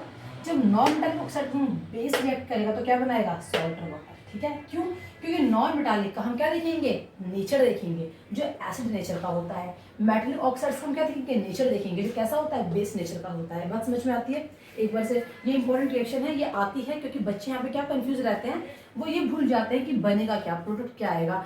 वो ये गेट नहीं कर पाते कि इनका नेचर क्या है। नेचर तो बेस है ना, और जहाँ पे ये नेचर याद आ गया बच्चों क्योंकि बेस नेचर है तो वो बहुत इजीली कर लेते हैं। एसिड और बेस क्या बनाएंगे, सॉल्ट और वाटर बनाएंगे, ठीक है। रिवाइज कीजिए, उसके आगे हम चलेंगे। अब हम पढ़ेंगे एसिड और बेस वाटर में जब रिएक्ट होते हैं तो क्या होता है। एसिड बेस को वाटर में डायरेक्ट नहीं डाल रहे, एसिड जब वाटर में जाता है तब वो क्या देता है, बेस जब वाटर में जाता है तब वो क्या देता है, ठीक है। अब हम ये जानेंगे, आइए पढ़ते हैं। बेसिकली हम पहले ये देखेंगे कि H और एसिड और बेस में कॉमन चीज क्या होती है। एक रफली समझ लीजिए, एसिड और बेस में कॉमन चीज़ क्या होती है, एसिड में हमेशा H पॉजिटिव आयन होते हैं, एसिड में हमेशा H पॉजिटिव आयन होते हैं और यही एसिड नेचर के रिस्पॉन्सिबल होते हैं। इसमें हमेशा OH नेगेटिव आयन होते हैं और यही रिस्पॉन्सिबल होते हैं बेस नेचर के, यही रिस्पॉन्सिबल होते हैं बेस नेचर के, याद रहेगा। ये एक बहुत ही कॉमन है, ये हमेशा रहेगा H पॉजिटिव एसिड में और OH नेगेटिव बेस में, ये हमेशा रहेगा, ठीक है। आइए पहले हम पढ़ते हैं एसिड में। जब भी H पॉजिटिव आयंस को वाटर के साथ हम रिएक्ट करेंगे तो ये हमें H3O देगा, क्या देगा, H3O। और इसे बच्चों हम क्या बोलते हैं, हाइड्रोनियम। इसे ही हम क्या बोलते हैं बच्चों, हाइड्रोनियम। बात याद रहेगी। कभी भी H पॉजिटिव अकेला एग्जिस्ट नहीं करता, अलोन एग्जिस्ट नहीं करता, ये हमेशा तो एसिड के अंदर रहेगा, एसिड के अंदर रहेगा। वाटर में ये H3O पॉजिटिव में कन्वर्ट हो जाएगा जरूर, ठीक है। इसमें से H पॉजिटिव कभी हमने देखा है जब हम पानी का इलेक्ट्रोलाइज करते हैं, पानी को जब इलेक्ट्रोलाइज करते हैं, जब हम पानी लेते हैं किसी बीकर में और हम उसे इलेक्ट्रोलाइज करते हैं, यानी कि हम उसमें करंट प्रवाहित करते हैं, करंट का फ्लो करते हैं, तो जो पानी होता है बच्चों वो किसमें, H पॉजिटिव और OH नेगेटिव में ब्रेक हो जाता है, डिकम्पोज हो जाता है। और यही H पॉजिटिव और OH ज़रूरी होते हैं किसी चीज़ को वापस वाटर बनाने के लिए। न्यूट्रलाइजेशन रिएक्शन में यही पढ़ा था, न्यूट्रलाइजेशन में, ठीक है। आइए अब आपको ज़रा अच्छे समझ में आएगा। जब भी H पॉजिटिव को हम वाटर के संग रिएक्ट करेंगे तो H3O हाइड्रोनियम आयन देगा, याद रखना हमेशा H3O हाइड्रोनियम आयन देगा, ठीक है। अब हम H पॉजिटिव आयन किस में होता है, कि H पॉजिटिव आयन इसमें होगा NaCl में, इसमें तो H ही नहीं है कहीं, तो H पॉजिटिव आयन कहाँ से आ जाएगा। H पॉजिटिव आयन हमेशा किस में होता है, एसिड में होता है, किस में होता है, एसिड में। क्या H2SO4 के अंदर H पॉजिटिव आयन होगा, बिल्कुल होगा, क्योंकि ये क्या है, एसिड है, क्योंकि ये क्या है, एसिड है। क्या HNO3 नाइट्रिक एसिड के अंदर होगा, इसके अंदर H पॉजिटिव आयन होगा, बिल्कुल होगा, क्योंकि ये भी एसिड है। यानी मुझे ये पता है कि H पॉजिटिव आयन किसके साथ होते हैं, किसके अंदर होते हैं, हमेशा एसिड के अंदर होते हैं। इसलिए एसिड को जब हम वाटर के साथ रिएक्ट करेंगे तो क्या देगा, H3O, क्या देगा, फिर से देख लीजिए एक बार, H positive ion negative, positive negative, ये पॉजिटिव है, ये क्या है बच्चों, पॉजिटिव है, तो ये आपस में क्या हो जाएंगे, यहाँ पे रिएक्शन नहीं हो रही, इलेक्ट्रोलाइज हो रहा है, आपस में ब्रेक हो रहा है, ठीक है। क्योंकि कहीं आप वो वाला हिसाब मत लगा देना यहाँ पे कि प्लस नेगेटिव के संग रिएक्ट हो जाएगा और नेगेटिव प्लस के संग रिएक्ट हो जाएगा, ठीक है। तो H2 और H कितने हो गए, H3 और O हाइड्रोनियम आयन बन गया और Cl अकेला आयन में अलग हो गया, ठीक है। यानी क्लोरीन आयन, क्या दिया इसने, क्लोरीन आयन और H3O आयन। ये मैंने मेंशन भी करा है कि H पॉजिटिव आयन कभी भी एग्जिस्ट अलोन नहीं करते, ये एग्जिस्ट करते हैं as in form of H3O positive ions, ठीक है। अब हम आते हैं बेस में। जब हम बेस को पानी में रिएक्ट करेंगे या फिर पानी में डिसॉल्व करेंगे तो क्या होगा, बेस डिकम्पोज हो जाएगा, बेस क्या होगा, डिकम्पोज हो जाएगा। यानी कि मैंने एक बेस लिया है, ये शायद ज़्यादा लाइट हो रहा है ना, KOH को अगर मैं वाटर में डिसॉल्व करती हूँ तो K क्या है बेटा, मेटल है, मेटल क्या होता है, पॉजिटिव होते हैं, प्लस OH नेगेटिव में, ये हमेशा OH नेगेटिव आयन देगा जरूर। अगर मैं दूसरा बेस ले लूँ NaOH, मेटल क्या हो जाएगा बच्चों, अलग हो जाएगा, Na पॉजिटिव और OH अलग हो जाएगा। यानी बेस पानी के साथ जब भी रिएक्ट करेंगे तो क्या देंगे, OH नेगेटिव आयन देंगे। कोई भी बेस कैसा भी बेस अगर हम पानी के साथ रिएक्ट करते रहेंगे वो OH अलग, OH आयन को हम अलग सेपरेट देता रहेगा, ठीक है। यानी कि अगर हम पानी के संग एसिड करते हैं तो क्या देगा, हाइड्रोनियम H3O पॉजिटिव, ठीक है। अगर हम बेस को पानी से रिएक्ट करेंगे तो क्या देगा, OH नेगेटिव आयंस। बात समझ में आती है, ठीक है। अब हम इसके बाद पढ़ेंगे हमारे यूनिवर्सल इंडिकेटर। क्या पढ़ेंगे, यूनिवर्सल इंडिकेटर। इंडिकेटर हमने पहले पढ़ चुके हैं, वो हमारे बेसिक इंडिकेटर्स थे जो नॉर्मल होते हैं, क्लासिफिकेशन होते हैं। अब हम एक यूनिवर्सल इंडिकेटर पढ़ेंगे, ठीक है। इससे पहले रिवाइज कर लीजिए। इसमें ज़्यादा कुछ भी नहीं है, इसमें बस इतना ही है कि अगर एसिड को हम पानी के संग रिएक्ट करते हैं तो H3O यानी हाइड्रोनियम पॉजिटिव आयन देते हैं, अगर हम बेस को पानी के संग रिएक्ट करते हैं तो वो OH नेगेटिव यानी हाइड्रोक्साइड आयंस देते हैं, ठीक है। करिए गाइस, अब हम समझेंगे यूनिवर्सल इंडिकेटर्स क्या होते हैं। सबसे पहले एक यूनिवर्सल इंडिकेटर कहते हैं pH स्केल को, जो एक जिसके अंदर 0 से लेके 14 डायमेंशंस होती हैं, 0 से लेके 14 तक। जो उसकी मिड डायमेंशन होती है वो 7 होती है, 7 से बिलो एसिड, 7 से अबव बेस और 7 न्यूट्रल, जो कि वाटर होता है। तो ये मोटा मोटा हिसाब था। पहले हम समझेंगे व्हाट इज पीएच। पीएच होता क्या है, ठीक है। ये पीएच होता क्या है, logarithm of reciprocal of hydrogen ion concentration. ये आपका दिस पीएच, ये आपका जब आप 10th से 11th में जाएंगे तो 11th में हमारे शुरू के 1 से 1 to 5 चैप्टर यूपी बोर्ड वाले स्पेशल बच्चों के शुरू की केमिस्ट्री फिजिकल केमिस्ट्री में आती है, तो उसमें इसके न्यूमेरिकल भी आते हैं और ये फॉर्मूला बहुत ही वेल नोन है उस टाइम के लिए और अभी के लिए जानने के लिए।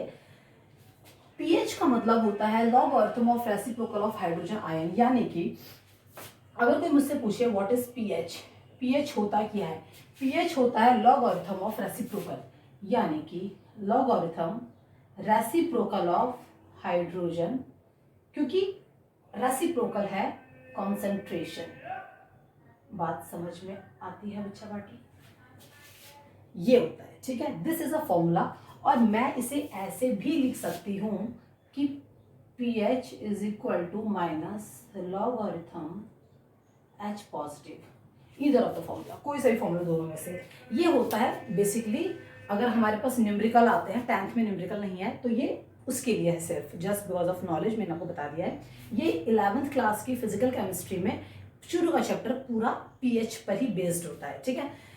पीएच का हम यूज क्यों करते हैं, अगर मुझे जानना है कि HCl, मेरे पास एक बीकर में एसिड रखा हुआ है, दूसरे बीकर में दूसरा एसिड रखा हुआ है, मुझे जानना है कि वाकई में ये एसिड है या बेस है। एक मैं एग्जांपल लेती हूँ, पीएच का यूज क्यों हो रहा है ये बताने के लिए। लिटमस के यूज से हम केवल ये बता सकते हैं कि अगर रेड है तो एसिड है, ब्लू है तो बेस है। लिटमस के यूज से हम ये बता सकते हैं कि अगर इस बीकर में एसिड है तो वो रेड दे देगा, जो लिटमस पेपर होता है। ब्लू कब देगा, जब बीकर में क्या है, बेस है। ये तो नॉर्मल हिसाब हो गया। अब मुझे जानना है कि मेरे दोनों ही बीकर में एसिड हैं, तो लिटमस पेपर क्या करेगा, दोनों में ही रेड दे देगा, ये तो करेगा लिटमस पेपर। लेकिन मुझे ये जानना है कि एक HCl है और एक H2SO4 है। अब मुझे ये जानना है कि इन दोनों में से स्ट्रॉन्ग एसिड कौन है, क्या लिटमस ये बता पाएगा, लिटमस ये नहीं बता पाएगा। बात समझ पाती है, यही इसी के लिए हम पीएच स्केल को लेके आए, जिसमें हाइड्रोजन आयन की कंसंट्रेशन को पता लगाया गया है कि किसमें कौन सा हाइड्रोजन आयन की कंसंट्रेशन कितनी ज्यादा है, कौन कितना ज्यादा एसिड है या फिर कौन कितना ज्यादा H पॉजिटिव अगर हटा देंगे, यहाँ पे OH नेगेटिव भी आता है, कौन कितना ज्यादा बेसिक है, बेस है, ठीक है। इस वजह से यानी एसिड में कंपेयर करने के लिए कौन कितना ज्यादा स्ट्रॉन्ग है या वीक है, बेस में कंपेरिजन करने के लिए कौन कितना ज्यादा स्ट्रॉन्ग है या वीक है, ये हम पीएच को लेकर आए। अब पीएच क्या कर रहा है, अगर मैंने, अब दूसरे में आते हैं, एक और चीज ध्यान से सुनते रहिए। मुझे ये पता लग गया कि ये एक पीएच स्केल है, अगर डिप करने पे या फिर बैरोमीटर में नापने पे कोई लिक्विड है वो 5 पे आ रहा है, मुझे ये तो पता लग गया वो एसिड है, I am damn sure the substance is acid. But क्या मुझे ये पता है कि वो स्ट्रॉन्ग एसिड है, उसके लिए वो किस में आना चाहिए, 2 पे आना चाहिए या फिर और कम 1 पे आना चाहिए, है ना। तो जस्ट बिकॉज ऑफ एसिड में हाइड्रोजन के कंसंट्रेशन कितना है ये जानने के लिए हम पीएच स्केल को लेकर आए। अब इससे ये फायदा होता है कि हमें ये तो पता लग जाता है कि एसिड है, बेस है, इवन मोर हमें ये भी पता लग जाता है कि कौन कितना हायर बेस है या फिर कौन कितना ज़्यादा एसिड है। इसलिए हम इसे यूनिवर्सल इंडिकेटर कहते हैं। क्या कहते हैं, यूनिवर्सल इंडिकेटर। इतनी बात समझ में आती है। अब हम आगे जाते हैं। बेसिकली पीएच के हमारी डेली लाइफ में बहुत यूज्ड है, पीएच का हमारी डेली लाइफ में बहुत यूज्ड है। प्लांट को ग्रो करने के लिए एक नॉर्मल पीएच की वैल्यू की ज़रूरत होती है, अगर वो उससे ज़्यादा ऊपर या नीचे होता है तो वो ग्रो नहीं कर पाएगा ठीक से। इवन जैसे कि मैंने लिखा है tooth decay start when pH mouth less than 5.3। हम देखते हैं कि हमारे दांतों में कैविटी हो जाती है, हमारे दांतों में कैविटी हो जाती है यानी कि एसिड बनने लगता है, जिसे हम देसी भाषा में कहते हैं कि दांत में कीड़ा लग गया है। लेकिन क्या सच में कोई कीड़ा होता है, कुछ भी नहीं होता। क्या होता है कि हमारे दांत में एक कैविटी होती है, ये हमारा टूथ है, यहाँ पे रोज खाना जा रहा है। रोज क्या जा रहा है, हमने फर्स्ट चैप्टर में पढ़ा था रेंसिडिटी, याद है, कोरोजन, कुछ याद आ रहा है, हमारी जो पहली वाली वीडियो है केमिकल रिएक्शन इक्वेशन, उसमें जाना और उसमें रिवाइज करना। मेरे पास ये एक टूथ है, इसमें शुगर सॉल्ट जो भी हम खाना खाते रहते हैं वो लगता जा रहा है, लगता जा रहा है, लगता जा रहा है। तो जब ये आपस में मिलते हैं तो दांत में रैंसिडिटी होने लगती है, एसिड बनने लगता है। दांत के किसी सरफेस एरिया में एसिडिटी मतलब एसिड बनने लगता है। वो एसिड धीरे धीरे हमारे जो हमारा दांत का इनामल होता है, जो हमारा दांत होता है इसके ऊपर ये इनामल होता है। ये क्या होता है बच्चों? इनामल होता है। इनामल किससे मिलके बना होता है? कैल्शियम फॉस्फेट से मिलके बना होता है। किससे मिलके बना होता है? कैल्शियम फॉस्फेट से। जब हमारे माउथ का पीएच वैल्यू 5.3 से नीचे जाने लगता है, यानी कि माउथ में क्या है? एसिड ज़्यादा बन रहा है। 5.3 से बिलो नीचे जाने लगता है। जब हमारे माउथ का बिलो जा रहा है, नीचे जा रहा है, तो क्या हो रहा है? स्ट्रॉन्ग एसिड बन रहा है। तो मुंह के अंदर एसिड बनने लगता है और वो एसिड क्या करता है? टूथ का जो इनामल होता है उससे रिएक्ट करता है। इनामल किससे बना होता है? कैल्शियम फॉस्फेट से। ये कभी कभी क्वेश्चंस आ जाते हैं एक एक नंबर के। जो टूथ का हमारा इनामल होता है वो कैल्शियम फॉस्फेट से मिलकर बना होता है। जो हमारा एसिड होता है माउथ का, वो कैल्शियम फॉस्फेट के साथ रिएक्ट करता है और दांतों में कोरोजन करने लगता है। हमारे दांत क्या होते हैं? गिरने लगते हैं। ठीक है। अब स्टोमक प्रोड्यूस, हमारा जो स्टोमक है उसमें HCl बनता है और उस HCl वो इतना स्ट्रांग होता है, उसका पीएच वैल्यू कितना है? 1.5 to 3.5। अब अगर वो इससे कभी कभी कहते हैं ना कि हमें एसिडिटी हो रही है, यानी जो पेट का एसिड होता है वो ज़्यादा होने लगता है, तो हमें क्या लगता है? एसिडिटी। हम उसे फिर न्यूट्रलाइज करने के लिए क्या करते हैं? इनो लेते हैं। इनो क्या है? इनो तो बेस है। तो एसिड और बेस जब उसे रिएक्ट करेंगे तो क्या करेंगे? न्यूट्रलाइज करेंगे एक दूसरे को। अभी भी तो पढ़ा था हमने, तो हम बात समझ में आ रही है? सॉल्ट। ठीक है। तो अब बात यह आती है कि हमारा पेट जलता क्यों नहीं है जब इतना हार्ड एसिड है 1.5। मैंने आपको इससे पहले वाले में एक बार पढ़ाया था, अगर हमारा जो स्टोमक है उसके किनारे में म्यूकस बनता रहता है, और म्यूकस क्या होता है बच्चों? एक मोम जैसा सब्सटेंस होता है। ये एसिड है, ये एसिड है। एसिड क्या है बच्चों? म्यूकस में लग रहा है, म्यूकस को गला रहा है, म्यूकस फिर बन रहा है। म्यूकस हम खा रहे हैं, सो रहे हैं, पी रहे हैं, बैठे डे लाइफ में, वो हमारे बॉडी का प्रोसेस है। म्यूकस बनता रहता है और जो एसिड होता है वो भी बनता रहता है। एसिड उसके साथ रिएक्ट करता है, वो म्यूकस को डिकम्पोज करता रहता है, म्यूकस फिर बनता रहता है, वो फिर से डिके होता रहता है, वो फिर बनता रहता है। ये डेली प्रोसेस है। इसलिए हमें फील नहीं होता कि हम बर्न क्रिएट हो रहा है हमारे पेट में। ठीक है। फिर आता है पीएच ऑफ एसिड रेन। हम जब कहते हैं कि बारिश अम्ल वर्षा से हिंदी में कहते हैं एसिड रेन, उसका पीएच वैल्यू लेस देन अगर 5.6 होता है। कितना होता है? Less than 5.6। यानी कि नॉर्मल बारिश 5.6 से ऊपर हो रही है तो हम नहा लेते हैं, हमें इचिंग नहीं होती। लेकिन जो हम जिसे हम एसिड रेन कहते हैं, अम्ल वर्षा कहते हैं, उसका जो पीएच वैल्यू होता है वो लेस देन 5.6 होता है। बात समझ में आती है? नेक्स्ट देखते हैं आंट और बी, या फिर जो और भी इंसेक्ट होते हैं जिन्हें हम डंक मारने वाले इंसेक्ट्स कहते हैं, वो कौन सा एसिड रिलीज करते हैं? Methanoic acid. कौन सा करते हैं? Methanoic acid. बात समझ में आ रही है? पीएच वैल्यू ऑफ मिल्क, हाँ, मिल्क 6.6 है, यानी मिल्क एसिड है और हम इस एसिड को पी रहे हैं। क्यों? क्योंकि हार्ड एसिड नहीं है। 6.6 यानी यहाँ कहीं आ रहा है, यहाँ कहीं लाई कर रहा है। 6.6 मतलब यहाँ कहीं लाई कर रहा है हमारा मिल्क। लेकिन अगर ये इधर लाई कर गया तो क्या हमसे पी पाएंगे? नहीं, दूध फटा हुआ माना जाएगा। दूध कैसा हो जाएगा? खट्टा हो जाएगा। दूध कैसा माना जाएगा? एसिड माना जाएगा। दूध का फटना जिसे कहते हैं। बात समझ में आती है? ये हमारे नॉर्मल थे कि डेली लाइफ में पीएच वैल्यू क्या क्या मैटर रखता है, हमारी पीएच वैल्यू हमारी डेली लाइफ में। ठीक है। और ये जो पीएच स्केल होता है इसे यूनिवर्सल इंडिकेटर कहते हैं, बिकॉज इससे हम ये तो नाप सकते हैं कि एसिड है या बेस है। साथ साथ हम ये भी जान सकते हैं कि कौन कितना हैवी स्ट्रॉन्ग एसिड है, हम कौन कितना हैवी बेस है। ठीक है। पीएच होता क्या है? पीएच होता है logarithm reciprocal of hydrogen ion concentration, यानी उसके अंदर हम किसको नापते हैं? हाइड्रोजन कंसंट्रेशन को नापते हैं। बात समझ में आती है? एक बार रिवाइज करेंगे फिर से। तो बच्चों हम जान चुके हैं एसिड क्या होते हैं और बेस क्या होते हैं, इनकी केमिकल प्रॉपर्टीज क्या होती हैं, इन्हें हम मेजर कैसे करते हैं, कौन कितना ज़्यादा हाईली एसिड है, कौन कितना ज़्यादा वीक बेस है। अब हम जानेंगे साल्ट क्या होते हैं। ठीक है। साल्ट बेसिकली एक आयनिक कंपाउंड होता है। कैसा होता है? आयनिक कंपाउंड होता है। कॉमन साल्ट की बात करें, कॉमन साल्ट हम किसे कहते हैं? NaCl को। NaCl क्या होता है बच्चों? कॉमन साल्ट होता है। अगर मैं इसे ब्रेक करूं तो ये 2 आयंस में ब्रेक हो जाएगा, Na+ और Cl- क्लोरीन। ठीक है, तो ये NaCl क्या है, तो सॉल्ट क्या होता है, सॉल्ट एक आयनिक कंपाउंड होता है। कैसा होता है बच्चों, आयनिक कंपाउंड होता है सॉल्ट, जो कैसे बना होता है, फॉर्म्ड बाय न्यूट्रलाइजेशन रिएक्शन, जो कि न्यूट्रलाइजेशन के बाद बना होता है। ठीक है, अब बात ये आती है, मुझे इतना पता है कि एसिड और बेस मिलकर क्या बनाते हैं, साल्ट बनाते हैं, लेकिन ये बनते कैसे हैं। मेरे पास स्ट्रॉन्ग एसिड था, बेस वीक था, वीक बेस था, इसने बनाया साल्ट, क्योंकि क्या है, ये एसिड है और बेस है, तो सॉल्ट तो बनाएंगे।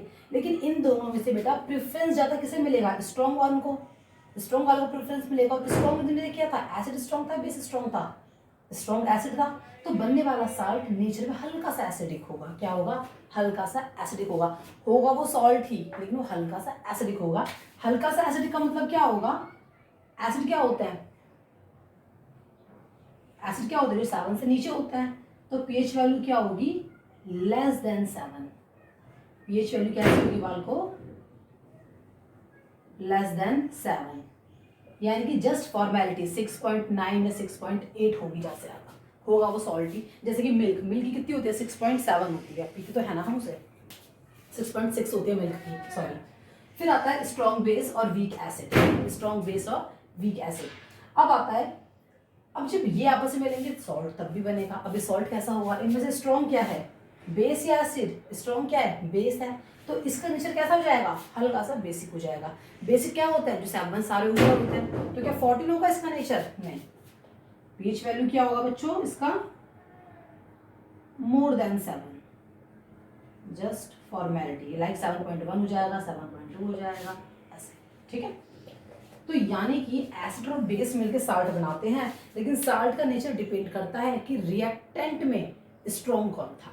ठीक है, अब आता है अपने कॉमन साल्ट। कॉमन साल्ट क्या होता है, नमक, जो हम घर में खाते हैं, सब्जी में डालते हैं। वो किससे बना होता है बच्चों, वो इससे बना होता है, उसमें क्या होता है, एसिड स्ट्रॉन्ग होता है। Common salt is the example, common salt. इसे दूसरे और क्या बोलते हैं, टेबल साल्ट, जस्ट बिकॉज घरों में यूज होता है, NaCl। ठीक है, आगे हम सॉल्ट पढ़ेंगे, वॉशिंग सोडा या फिर baking soda, plaster of Paris, gypsum, ये सब बहुत इंपॉर्टेंट है। इतना समझ में आ गया सॉल्ट बनने का प्रोसीजर। ठीक है, अब हम सॉल्ट यहाँ से हमारे स्टार्ट होंगे, तो हम नेक्स्ट साल्ट पढ़ेंगे।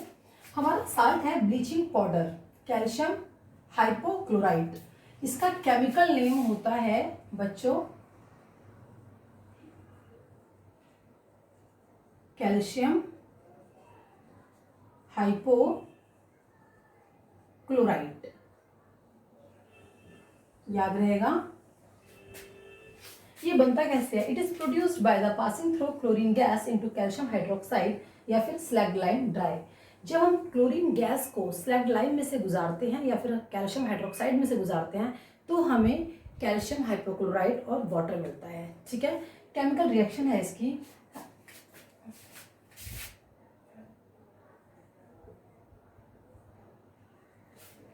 Dry slaked lime with chlorine gives to calcium hypochlorite and water.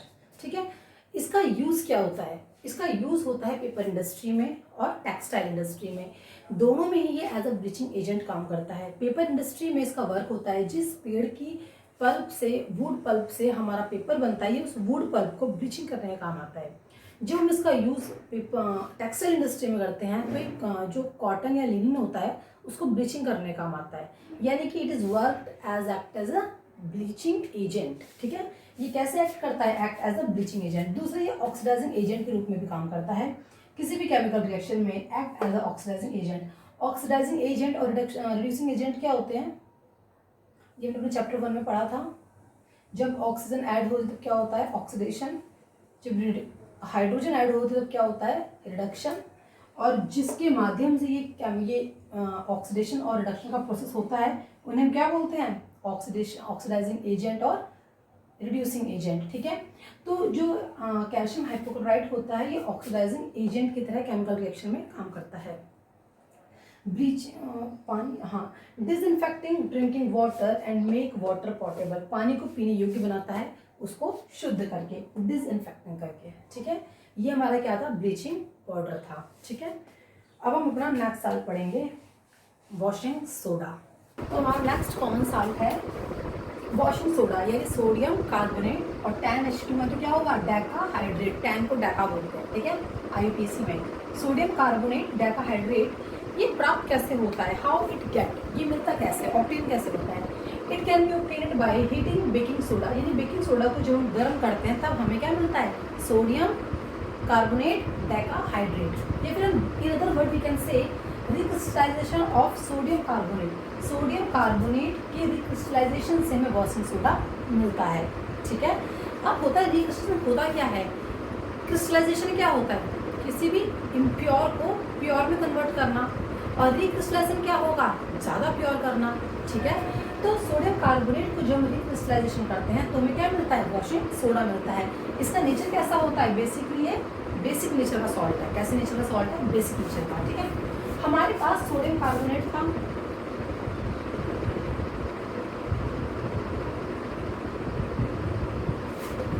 हमने इसे क्या करा, वाटर के साथ जब हमने इसमें वाटर ऐड करा, बेटर रिक्रिस्टलाइजेशन करते वक्त हम पानी को भी ऐड करते हैं, हम उसके साथ ही उबालते हैं। वाटर को हमने ऐड करा, टैन H2O, तो यहाँ से क्या हो गया, sodium carbonate tan H2 add हो गए, तो ये क्या बन गया, सोडियम कार्बोनेट डेकाहाइड्रेट, यानी कि वॉशिंग सोडा, ठीक है। ये इसकी क्या है, केमिकल रिएक्शन है, ये इसकी क्या है, केमिकल रिएक्शन है, ये आती है, ये इंपॉर्टेंट रिएक्शन है, ये 10th CBSE बोर्ड में बहुत आती है। इसके यूज़ क्या होते हैं, largely use in production of detergent and salt, यानी कि बच्चों साबुन बनाने के लिए, डिटर्जेंट या साबुन बनाने के लिए वॉशिंग सोडा का यूज़ बहुत ज़्यादा किया जाता है, ठीक है। मैन्युफैक्चरिंग ऑफ ग्लास, जब जो शीशे की फैक्ट्री होती है जहाँ पे कांच बनाए जाते हैं वहाँ पे इसका यूज़ होता है, ठीक है। Remove permanent hardness of water, जो पानी होता है, हमने जो पानी होता है, कठोर जल और मृत जल सुना होगा हमने, सॉफ्ट वाटर और हार्ड वाटर, तो पानी की हार्डनेस को कम करता है, ये क्या करता है, परमानेंट कम करता है पानी की हार्डनेस को, पानी को सॉफ्ट में कन्वर्ट करता है। Production of rayon polymer, rayon polymer एक सब्सटेंस होते हैं जिनसे कपड़े बनते हैं, ये एक तरह का रेयन पॉलीमर एक सब्सटेंस है, केमिकल सब्सटेंस है, इसको बनाने में भी इसका यूज़ होता है, किसका, सोडियम कार्बोनेट डेकाहाइड्रेट का, ठीक है। एक बार से रिवाइज कर लीजिए, वॉशिंग सोडा कॉमन नेम है, इसका केमिकल नेम क्या है, सोडियम कार्बोनेट डेकाहाइड्रेट। बनता कैसे है ये, बेकिंग सोडा को बॉइल हीट करके या फिर रिक्रिस्टलाइजेशन ऑफ सोडियम कार्बोनेट का, ठीक है। हमने यहाँ पे सोडियम कार्बोनेट को वाटर से रिक्रिस्टलाइजेशन करा तो हमें क्या मिला, सोडियम कार्बोनेट डेकाहाइड्रेट। हमने इसके यूज़ देखे, कहाँ का यूज़ होता है, ये डिटर्जेंट और सोप के प्रोडक्शन में यूज़ होता है इसका, ग्लास के मैन्युफैक्चरिंग में यूज़ होता है इसका, पानी को सॉफ्ट करता है, ये हार्डनेस को कम करता है पानी की, और production of rayon polymer, rayon polymers को बनाने के लिए वॉशिंग सोडा का यूज़ होता है, ठीक है। अब हम नेक्स्ट पढ़ेंगे इसके बाद दूसरा साल्ट, इसे एक बार आप रिवाइज कर लीजिए। तो हमारा नंबर 3 सॉल्ट का नाम है बेकिंग सोडा, NaHCO3, यानी sodium hydrogen carbonate, sodium hydrogen carbonate, और इसे ही बच्चों हम सोडियम बाइकार्बोनेट भी कहते हैं, या फिर इसे ही हम सोडियम हाइड्रोजन कार्बोनेट भी कहते हैं, ठीक है। ये केमिकल नेम है जो केमिकल फॉर्मूले से होकर निकलते हैं। बेकिंग सोडा इनके कॉमन नेम होते हैं जो रोजमर्रा में हम लोग जिससे बुलाते हैं, ठीक है। तो बेकिंग सोडा होता है NaHCO3, यानी सोडियम बाइकार्बोनेट या फिर सोडियम हाइड्रोजन कार्बोनेट। ये बनता कैसे है, ये sodium chloride, water, carbon dioxide और अमोनिया को आपस में रिएक्ट करने से बनता है। ये किसको बनता है, sodium chloride, water, carbon dioxide और अमोनिया को आपस में रिएक्ट करके अमोनियम क्लोराइड और सोडियम बाइकार्बोनेट बनाता है। हमें ये तो चाहिए था सोडियम बाइकार्बोनेट, तब बनता है ये, ठीक है। साथ में कौन सा बनता है, अमोनियम क्लोराइड भी बनता है, ठीक है।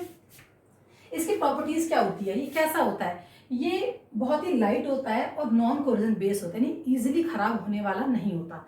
ये इसकी जो नेचर है वो कैसा है, बेसिक नेचर है, लेकिन इतना इजीली खराब नहीं होता, नॉन कोरोसिव होता है और हल्का होता है, ठीक है। When it is heated during cooking, क्योंकि हम जानते हैं जब हमें कोई चीज़ जैसे छोले होते हैं फिर राजमा, हम उनमें बेकिंग सोडा डालते हैं उन्हें फुलाने के लिए, तो जब ये हीट, जब वो हम हीट करते हैं यानी कि उसमें पड़ा हुआ बेकिंग सोडा भी हीट करेगा। तो जब ये हीट करते हैं, when it is heated during cooking, यानी कि पकने के दौरान जब ये गर्म होता है तब कौन सी रिएक्शन होती होगी कुकर के अंदर, ठीक है। यानी कि बेटा मैंने फूड को प्रेशर कुकर में डाला और मैं थोड़ा सा बेकिंग सोडा मिला दिया, कुकर बंद कर दिया, तो क्या होगा, जब उबलेगा अंदर से फूड तो बेकिंग सोडा भी तो उबलेगा, वो भी तो बॉईल होगा। तो जब हीट होता है, गर्म होता है, when it is heating during cooking, यानी पकने के दौरान जब ये गर्म होता है तो क्या रिएक्शन होती है, सोडियम बाइकार्बोनेट, यही तो बेकिंग सोडा होता है,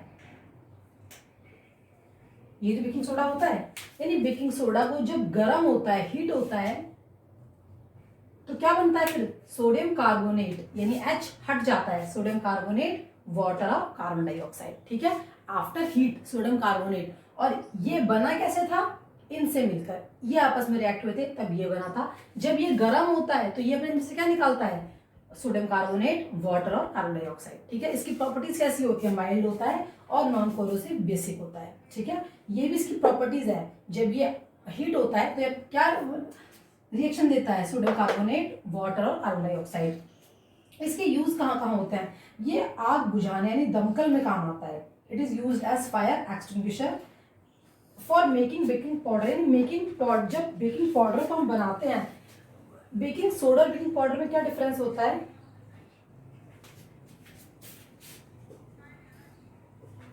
बेकिंग सोडा में जब हम ऐड करते हैं बच्चों टार्ट्रिक, तब क्या बनता है, बेकिंग पाउडर बनता है।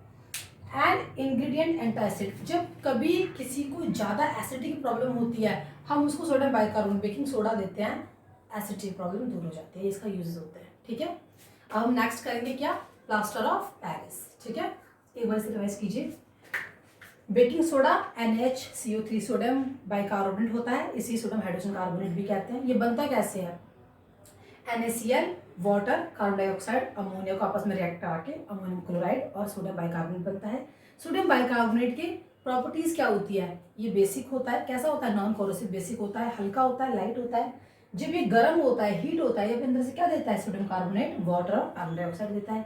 इसके यूज क्या होते हैं, फायर एक्सटिंग्विशन में काम आता है, एंटासिड में यूज होता है, और तीसरा क्या था, ये बेकिंग पाउडर बनाने का काम आता है। बेकिंग सोडा में अगर हम टार्ट्रिक ऐड करेंगे तो बेकिंग पाउडर बन जाएगा, ठीक है। एक बार आप इसे रिवाइज कर लीजिए। तो हमारा लास्ट साल्ट है POP, प्लास्टर ऑफ पेरिस, ठीक है। प्लास्टर ऑफ पेरिस को समझने से पहले आप एक चीज कॉमन देखिए, जिप्सम। बच्चे जिप्सम का फॉर्मूला होता है ये, POP का फॉर्मूला होता है ये, है ना। दोनों के फॉर्मूले में सब्सटेंस सेम ही है, कैल्शियम सल्फेट और वाटर, कैल्शियम सल्फेट और वाटर, बस दोनों सब्सटेंस में क्वांटिटी का अंतर है। जो POP है उसमें कुछ कम क्वांटिटी में वाटर है, जो जिप्सम है उसमें ज्यादा क्वांटिटी में वाटर है, बस क्वांटिटी का अंतर है, ठीक है। यानी कि अगर मैं POP में कुछ वाटर ऐड कर दूं तो जिप्सम बन जाएगा, या जिप्सम में से कुछ वाटर में लूज कर दूं तो POP बन जाएगा। इतनी बात समझ में आती है। फॉर्मेशन देखते हैं POP का पहले। This is the formation of POP। When heating gypsum, जब जिप्सम को हम गर्म करते हैं at 100 degree Celsius, 100 degree Celsius पर it loses water, तो वाटर को खोने लगता है, वाटर के मॉलिक्यूल्स को। 100 डिग्री सेल्सियस पर पानी बॉईल होने लगता है, ये हम सब जानते हैं, ठीक है। जब पानी बॉईल होगा तो इवेपोरेट होगा, पानी के मॉलिक्यूल्स लूज होंगे। जब पानी के मॉलिक्यूल्स इसमें से कुछ लूज होंगे, कब तक लूज करना है, केवल 1.5, 1.5 गुना पानी के मॉलिक्यूल्स लूज करने हैं, क्या बन जाएगा, POP, पानी के मॉलिक्यूल्स लूज होगा। अब POP बन गया है, POP बन गया, यानी जिप्सम में से अगर मैं पानी के कुछ मॉलिक्यूल्स लेस कर दूं आफ्टर बॉइल, आफ्टर हीटिंग, तो POP बन जाएगा। अब अगर POP में मैं कुछ पानी के मॉलिक्यूल्स ऐड कर दूं, कितने ऐड करने हैं, 3/2, क्या बन जाएगा, जिप्सम। मैंने ये तो बताया था आप लोगों को। यानी बच्चों जिसमें पानी के मॉलिक्यूल ज्यादा हैं, अगर उसको हम हीट करके पानी के मॉलिक्यूल्स कम कर देंगे तो POP बन जाएगा। POP में पानी के मॉलिक्यूल्स कम होते हैं, अगर हम उसमें ज्यादा मिला देंगे तो जिप्सम बन जाएगा, क्योंकि जिप्सम में ज्यादा पानी के मॉलिक्यूल्स होते हैं। सेम यही है, एक बार दोबारा रिवाइज करते हैं। व्हेन हीटिंग जिप्सम, जिप्सम को गर्म करने पर पानी के कुछ मॉलिक्यूल्स वो लूज कर देता है और POP बन जाता है। This is the reaction. CSO4 2H2O 100 degree Celsius, 2H2O क्या होता है? 2H2O जिप्सम होता है। क्या होता है? जिप्सम। जिसमें पानी के मॉलिक्यूल ज्यादा होते हैं जिप्सम होता है, जिसमें कम होते हैं हाफ H2O POP होता है। अब जो POP था ये, इसमें मैंने ऐड कर दिया वाटर, तो ये क्या बन गया? जिप्सम। ठीक है। इसके यूज क्या होते हैं? Making surface smooth. कहीं पर भी अगर बिल्डिंग इंफ्रास्ट्रक्चर काम हो रहा होता है, वहां पे किसी भी स्मूथ लेयर को काम करता है, दीवार को या सरफेस, दीवार को, रूफ को, सरफेस को, किसी को भी, तो हम POP का यूज करते हैं। ठीक है। Making toy. आपको आपने देखा होगा बहुत बड़े बड़े पंडालों में, जब दुर्गा पूजा है, गणेश चतुर्थी होता है, तो बड़ी बड़ी प्रतिमाएं बनी होती है, वो POP की बनी होती है, वाइट। पॉटरी, जो वास होते हैं, फ्लावर वास वगैरह। Decoration material used in surgical bandage and bone fracture. जब हम हॉस्पिटल में देखते हैं कभी, जब हमारी हड्डी वगैरह या फिर फ्रैक्चर होता है, तो डॉक्टर्स होते हैं वो प्लास्टर करते हैं। वो प्लास्टर वाइट कलर का होता है, वो किसका बना होता है? POP का बना होता है। किसका बना होता है? POP का। अच्छा, वो जो प्लास्टर होता है वो है क्या? वो POP है, जिप्सम है? बताइए, ये सोच के कमेंट बॉक्स में बताना, ये आप लोगों का क्वेश्चन है। ठीक है, एक बार रिवाइज करने की जरूरत है। POP हाफ H2O में हमने ऐड करा, मतलब हाफ H2O में हमने ऐड करा वाटर को, तो जिप्सम बन गया। जिप्सम को अगर हम हीट करेंगे तो POP बन जाएगा। ठीक है, ये इसके यूजेस हैं। यहाँ पे आपका चैप्टर नंबर 2 एसिड, बेस और सॉल्ट फिनिश हो चुका है। ये सॉल्ट है। अब हम अपना नेक्स्ट चैप्टर करेंगे carbon and its compound. Carbon compound है या मेटल, नॉन मेटल है, देखते हैं थर्ड चैप्टर क्या है। अगर आपको कोई भी डाउट्स वगैरह हैं या कुछ भी क्वेरीज हैं, तो आप कमेंट बॉक्स में डाल दीजिए। आपको विद इन 2 and 3 डेज, हाँ 2 and 3 डेज आपको उसका सॉर्ट आउट मिल जाएगा सॉल्यूशन।